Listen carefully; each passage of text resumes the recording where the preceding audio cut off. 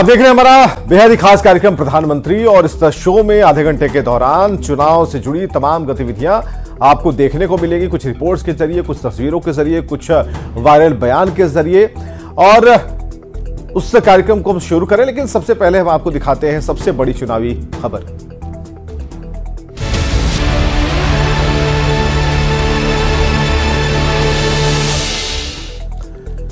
विधानसभा चुनाव में 5 में से एकमात्र राज्य तेलंगाना में जीत का स्वाद चखने वाली कांग्रेस पार्टी के भावी मुख्यमंत्री रेवंत रेड्डी के बयान पर सियासी संग्राम छिड़ा है।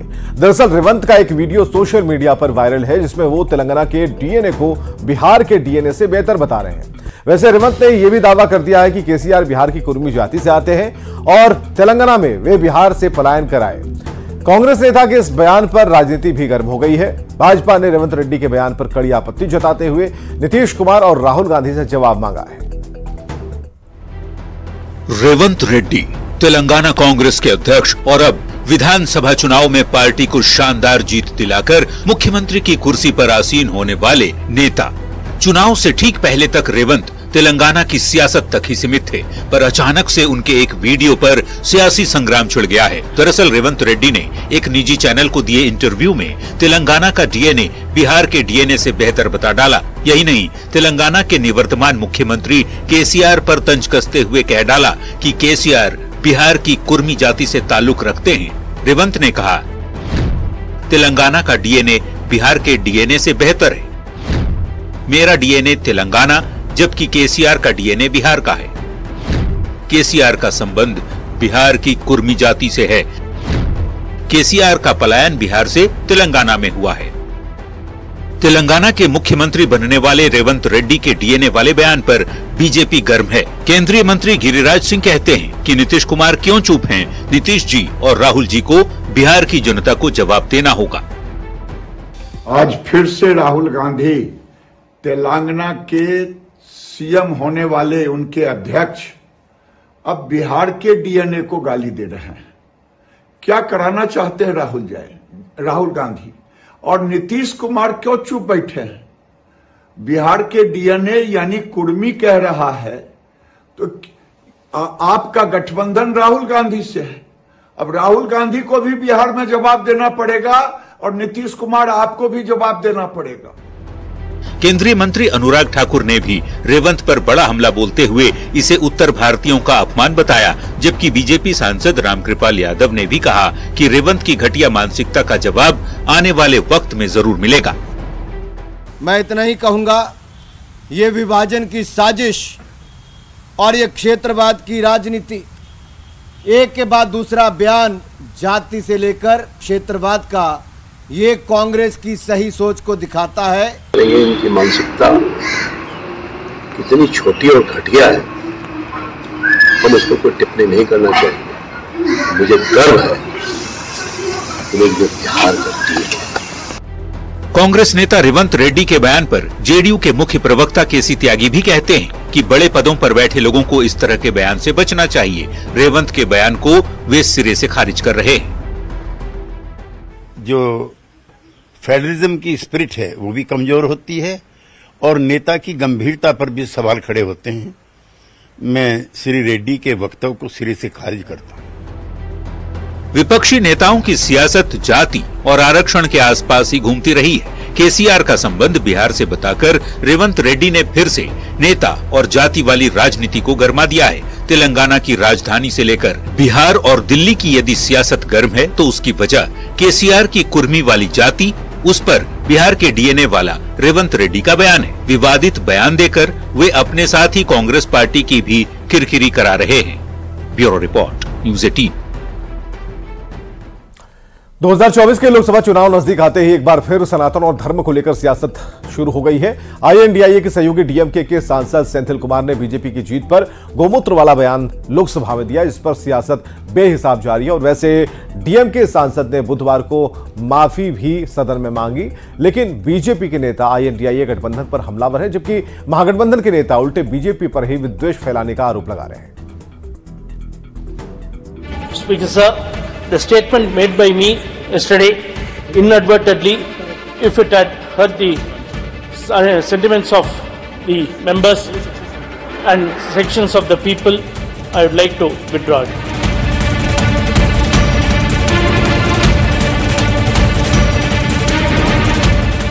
डेंगू मलेरिया से सनातन की तुलना के बाद गोमूत्र वाले तंज पर डीएमके बुरी तरह फंस गई। अब डीएमके सांसद भले माफी मांग रहे हों, पर मंगलवार को ही लोकसभा में सेंथिल कुमार ने गोमूत्र वाला बयान बीजेपी की उत्तर भारत में जीत को लेकर दिया था, वो भी जरा सुन लीजिए।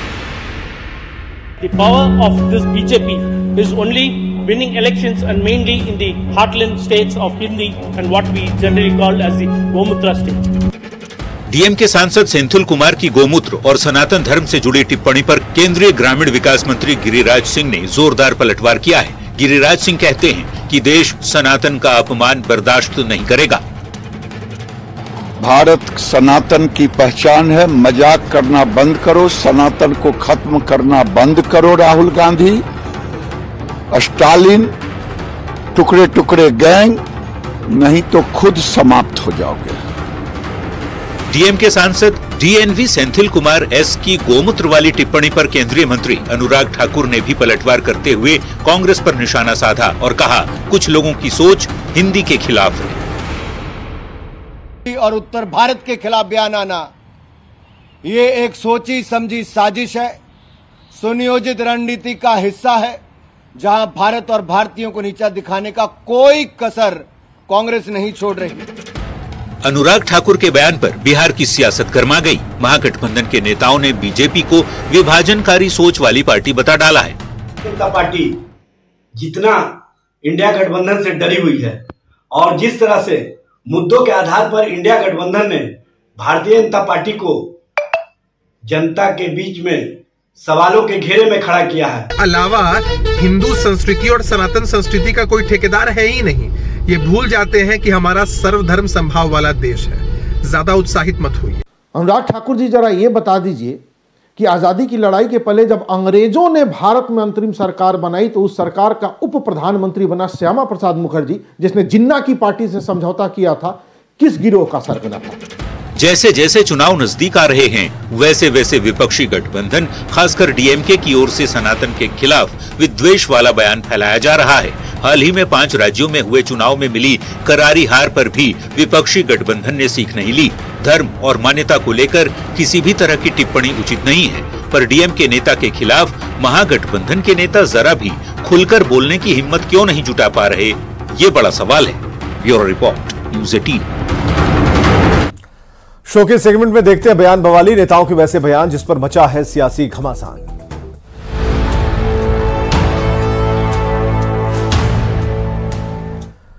लोकसभा में एक निशान, एक प्रधान और एक संविधान को लेकर केंद्रीय गृह मंत्री अमित शाह ने तृणमूल कांग्रेस के सांसद सौगत राय को कड़ा जवाब दिया। शाह ने कहा कि यह नारा पॉलिटिकल नहीं था, बल्कि हमने तो इसे लागू कर दिया। सुनिए बयान बवाली में अमित शाह को। माननीय अध्यक्ष जी, ये बहुत ऑब्जेक्शनल है। इस एक देश में एक निशान, एक प्रधान और एक संविधान, ये पॉलिटिकल स्टेटमेंट है। मुझे लगता है दादा उम्र हो चुकी है। एक देश में 2 प्रधानमंत्री कैसे हो सकते हैं?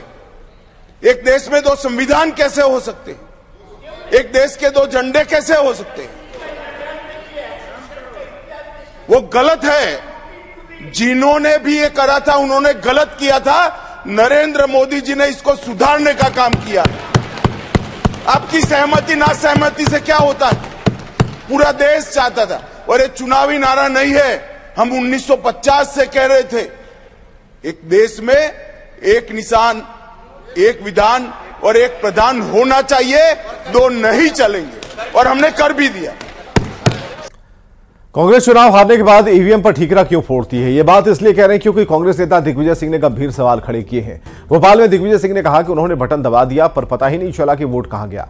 अब वीवीपैट आई है तो 7 सेकंड के लिए दिखाए जाते हैं। मूल बात यह है कि जिस मशीन में चिप लगी है उसके हैक होने की संभावना होती है। मध्य प्रदेश में कांग्रेस की करारी हार के बाद दिग्विजय सिंह को सुनिए।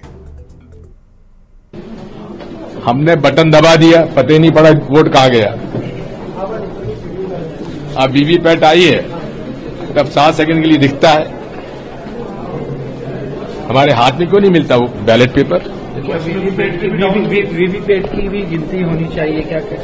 नहीं, गिनती की बात नहीं, गिनती तो होती है, लेकिन प्रश्न इस बात का है कि हमारे हाथ में वोट क्यों नहीं मिलता। और नेशनल कॉन्फ्रेंस नेता उमर अब्दुल्ला का बड़ा बयान सामने आया। विधानसभा के चुनाव नतीजों के बाद उमर अब्दुल्ला ने कहा कि उनके बीजेपी के एक मित्र जो सांसद हैं, उन्होंने 2 महीने पहले ही कहा था कि छत्तीसगढ़ में भारतीय जनता पार्टी जीतने जा रही है। अगर उन्हें पता था तो ये बात कांग्रेस को क्यों मालूम नहीं थी। Share with you, I have a member parliament BJP friend who 2 months ago told me that BJP is winning in Chhattisgarh. मैं उस वक्त हंसा, मैं सोचा ना अब ये क्या बात कर रहे हैं, क्योंकि छत्तीसगढ़ बीजेपी को देने के लिए कोई तैयार नहीं था। लेकिन 2 महीने पहले मेरे एक सांसद बीजेपी के दोस्त हैं, उन्होंने कहा कि छत्तीसगढ़ में वो जीतने वाले हैं। तो अगर उनको पता था तो कांग्रेस को क्यों नहीं। अब सुप्रीम कोर्ट छोड़िए, पार्लियामेंट के इलेक्शन की तैयारी करिए। और प्रधानमंत्री के इस सेगमेंट में देखते हैं ऐसी तस्वीरें जो सियासत के लिहाज से सोशल मीडिया पर वायरल है।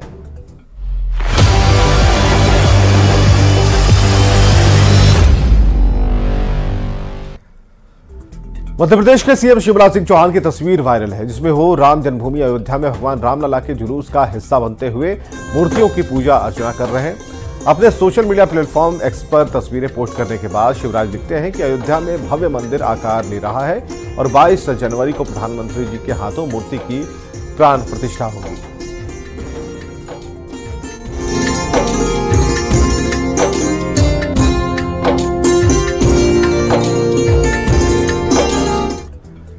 कोलकाता में इंटरनेशनल फिल्म फेस्टिवल 2023 की शुरुआत हो गई। इसी बीच पश्चिम बंगाल के सीएम ममता बनर्जी की एक तस्वीर वायरल है, जो फिल्म जगत की हस्तियों के साथ मंच पर थिरकती नजर आ रही है। फिल्म फेस्टिवल के उद्घाटन समारोह में सलमान खान, अनिल कपूर, शत्रुघ्न सिन्हा जैसे सितारे मौजूद हैं।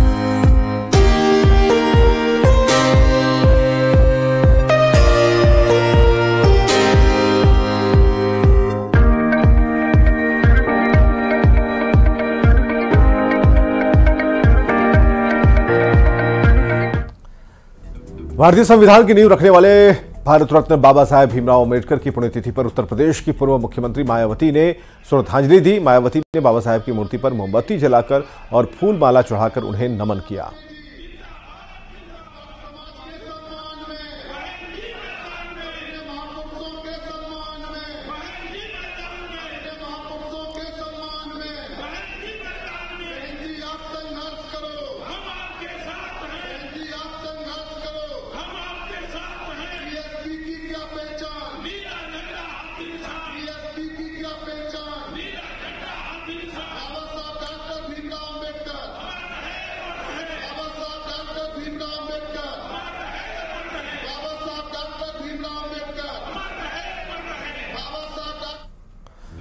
और जनसुराज के सूत्रधार प्रशांत किशोर दरभंगा जिले के सिंहवाड़ा प्रखंड में स्थानीय लोगों के बीच पहुंचे। उनकी पदयात्रा के दौरान लोगों ने स्वागत किया। प्रशांत किशोर ने माता बहनों का आशीर्वाद भी लिया। इसकी तस्वीरें अब सोशल मीडिया पर वायरल हो रही हैं।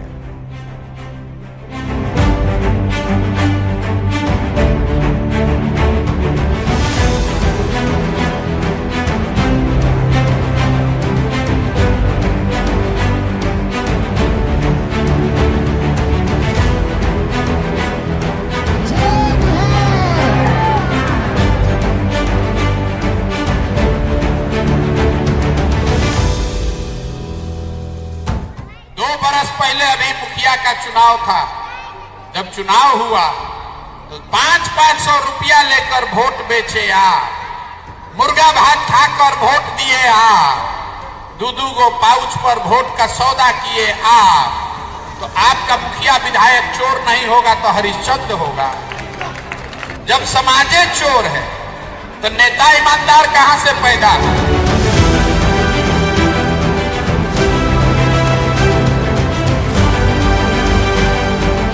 जय बिहार, जय बिहार। चलिए अब देखते हैं चुनावी चौबीसा।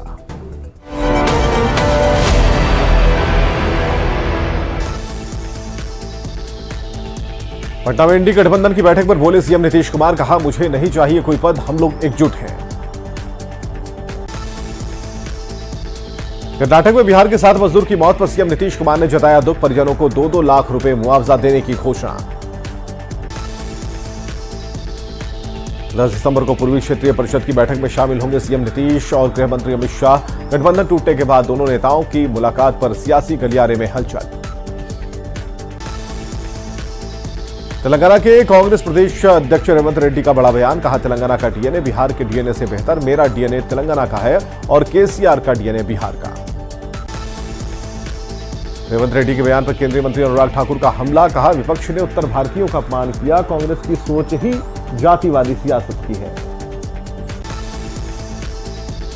रेवंत रेड्डी के विवादित बयान पर बीजेपी सांसद रामकृपाल यादव का पलटवार, कहा रेड्डी की मानसिकता छोटी और घटिया है, मुझे गर्व है मैं बिहारी हूं।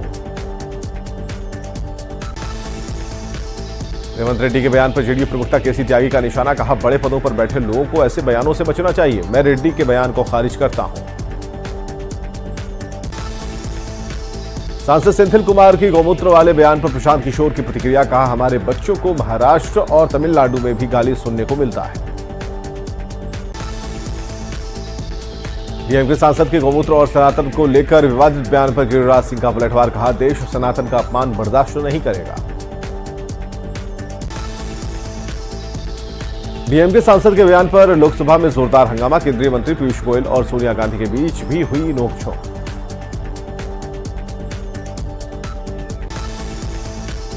डीएमके सांसद टीएनवी सेंथिल कुमार ने अपने विवादित बयान पर जताया खेद, कहा अनजाने में किसी की भावनाओं को ठेस पहुंची तो उसके लिए माफी मांगता हूं।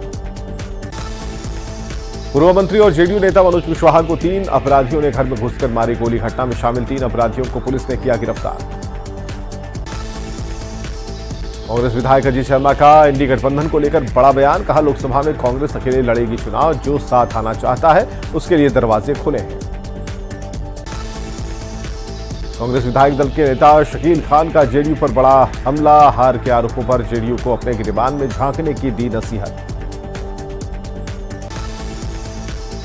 आजसू अध्यक्ष सुदेश महतो ने राज्यपाल सीपी राधाकृष्णन को गूंज महोत्सव का दिया आमंत्रण, 18 दिसंबर को गूंज महोत्सव का राज्यपाल के हाथों होगा उद्घाटन। बीजेपी प्रदेश अध्यक्ष बाबूलाल मरांडी ने पाकुड़ में आदिवासी भाई बहनों से की मुलाकात, आदिवासी अधिकार यात्रा से पहले पारंपरिक डांस में हुए शामिल। शिवहर के आरजेडी विधायक चेतन आनंद ने विधानसभा क्षेत्र के कई गांवों का किया भ्रमण, लोगों की समस्याओं को जल्द समाधान करने का दिया आश्वासन। विधानसभा चुनाव जीतने वाले बीजेपी के 3 सांसदों का इस्तीफा, नड्डा से मुलाकात के बाद दिया कुमार, राजवर्धन सिंह राठौर और किरोड़ी मीणा ने दिया इस्तीफा। राजस्थान कांग्रेस के विधायक दल की बैठक में नेता प्रतिपक्ष पर चर्चा, पर्यवेक्षकों ने विधायकों से की बातचीत, पार्टी आलाकमान पर छोड़ा गया फैसला। मध्य प्रदेश और छत्तीसगढ़ में मुख्यमंत्री के नाम को लेकर सस्पेंस बरकरार, भोपाल से दिल्ली तक मंथन जारी, पीएम आवास में भी हुई बैठक। राजस्थान की जैसलमेर में नवनिर्वाचित विधायक महंत प्रतापपुरी के नाम से बना फर्जी फेसबुक अकाउंट, पुलिस अधीक्षक से जल्द कार्रवाई की मांग। मध्य प्रदेश के छिंदवाड़ा में सीएम शिवराज सिंह चौहान की कार्यकर्ताओं से मुलाकात, 7 सीटों पर हार को लेकर मंथन। दिल्ली दौरे पर पहुंचे पूर्व सीएम कमलनाथ, मध्य प्रदेश में कांग्रेस की करारी हार के बाद हाईकमांड के साथ मंथन जारी। बाबा साहेब भीमराव अम्बेडकर की पुण्यतिथि पर राष्ट्रपति द्रौपदी मुर्मू, उपराष्ट्रपति जगदीप धनखड़, प्रधानमंत्री मोदी समेत कई सांसदों ने दी श्रद्धांजलि।